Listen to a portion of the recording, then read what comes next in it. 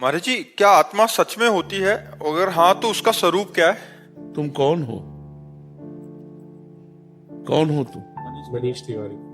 हाँ, मनीष तिवारी। तो इस ढांचे का नाम है, इस ढांचे का नाम है, तुम्हारा नाम थोड़ी है। तुम्हारे ढांचे का नाम मनीष तिवारी है। इतना काट दिया जाए तो तुम कट गए क्या? तुम्हारा हाथ कटा, तो जिससे हमारा संबंध होता वो मैं नहीं होता। समझ पा रहे हो हमारी बात?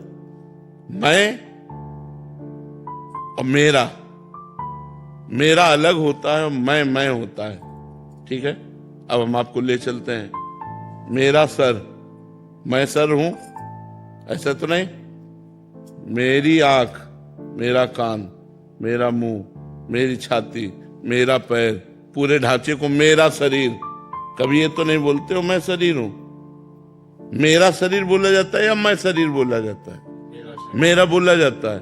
मेरा माइक, मेरी तकिया, मेरा टेबल, इतनी दूर है हमसे वो। ऐसे ही दूर है हमसे जैसे ये अज्ञान के कारण हम समेटे बैठे हुए हैं और इसे मैं माने हुए हैं, लेकिन ये मैं नहीं है, ये मेरा है। ठीक है, अंदर चलो।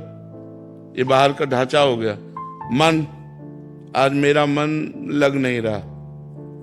मेरा आया ना, मैं मन तो नहीं आया ना। तो मेरा चित्त आया ना, अहंकार, मेरा अहंकार आया ना, मैं अहंकार तो नहीं आया ना।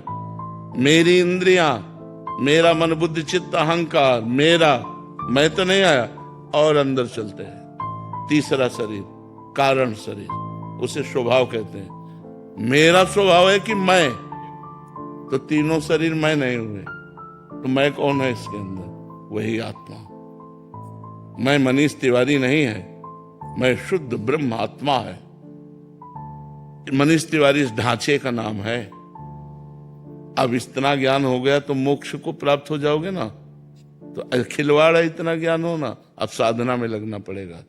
जब साधना में लगोगे और एक एक शरीर का त्याग होता चला जाएगा, तब अनुभव होगा। और जब मैं का अनुभव हो गया तो मुक्त हो गए। महाराज जी, अभी तो सुन लिया, अभी ज्ञान भी हो गया तो ये ज्ञान काम नहीं करता। अभी तो कहा नकली ज्ञान और असली ज्ञान में अंतर होता है। नकली ज्ञान होता है पढ़ सुनकर, और असली ज्ञान होता है भजन करके अनुभव करके। हलवा का पूरा, हाँ, वो आपने कंठस्थ कर लिया। इतने ग्राम आटा होना चाहिए, इतनी बार कलाना चाहिए, वो ऐसा रंग हो जाना चाहिए, इतना घी, इतना चीनी, सब पानी और सब पूरा, लेकिन खाया कभी नहीं। तो मतलब क्या रहा? खाना है आत्मबोध होना, और ज्ञान है आत्मा का, ये हलवा का बनाने की प्रक्रिया पूरी सीख, सुन करके बोलना, अनुभव करना, हलवा बना के खाना, यह साधना। साधना करो, साधना से तब आत्मबोध होगा।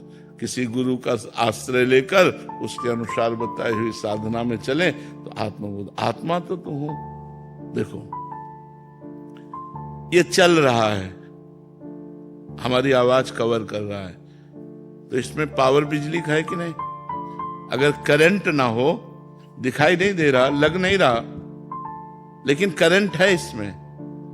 अगर पावर ना हो तो ये चलेगा नहीं। अच्छा, वही पावर इसमें आवाज खींच रहा है, वही पावर हाइड्रोजन में लाइट दे रहा है, वही पावर एसी में ठंडा कर रहा है, वही पावर हीटर में गर्म कर रहा है।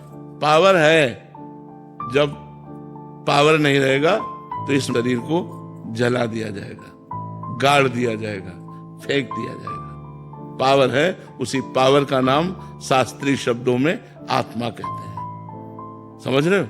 हाँ, तो है ना, है उसी पावर को, जिस पावर से आप हाथ जोड़ रहे हो, जिस पावर से आप बोल रहे हो, जिस पावर से आप सुन रहे हो, जिस पावर से आप देख रहे हो, उसी पावर का नाम आत्मा है।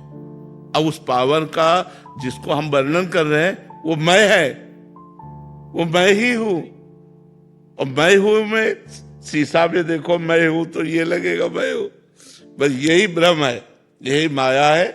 इससे हटो और फिर अंदर देखो, जो मैं है वही पावर है, वही ब्रह्म है, वही आत्मा है, वही परमात्मा है। वो है, उसके बिना सत्ता ही नहीं है। जब आदमी मर जाता है तो ढांचा तो यही रहता है ना, लेकिन जो गया वो पावर, बिजली ऑफ हो गई, पावर खत्म, बोले मर गया। पावर आ गया, अरे बोले जी गया। बिजली का पावर है। जैसे बिजली है तो प्राकृतिक पावर है, आत्मा है तो चिदानंद पावर है। उसी पावर से अनंत ब्रह्मांड, जड़ चैतन्य सब चल रहे हैं, पावर वही है।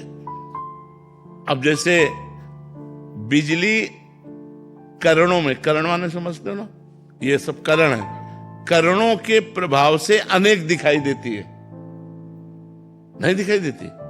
अब मान लो लाल है तो लाल लाइट है, हरी तो हरी लाइट है। अब लाइट है उसका केवल एक प्रयोजन नहीं है, उसके लाखों प्रयोजन है। अगर लाख करण है तो बिजली लाख प्रकार से दिखाई देगी। मोटर में पानी खींचते हुए अलग अलग सब है ना, लेकिन बिजली तो एक ही है ना। क्यों? बिजली 10-20 प्रकार की तो होती नहीं, बिजली तो एक है, 10-20 प्रकार से उसका प्रयोग है, अलग अलग उसका प्रभाव है। वही बिजली एक जगह ठंडा कर रही, वही बिजली एक जगह गर्म कर रही, वही बिजली जीवन है, वही बिजली मरण है। नहीं है, मार देगी आपको, जला के राख कर देगी। तो बिजली तो एक है, ऐसे ही परमात्मा एक है। कहीं जन्म लीला, कहीं पालन लीला और कहीं विनाश लीला उसी एक की हो रही। जब ज्ञान हो जाता है तो जीव शांत और आनंदित हो जाता है। अभी हमें ये वाचिक ज्ञान केवल सुनने में आया, अनुभव में तब आएगा जब भजन करोगे, साधना करोगे तब अनुभव, और जब अनुभव में आएगा तब मुक्त हो जाओगे।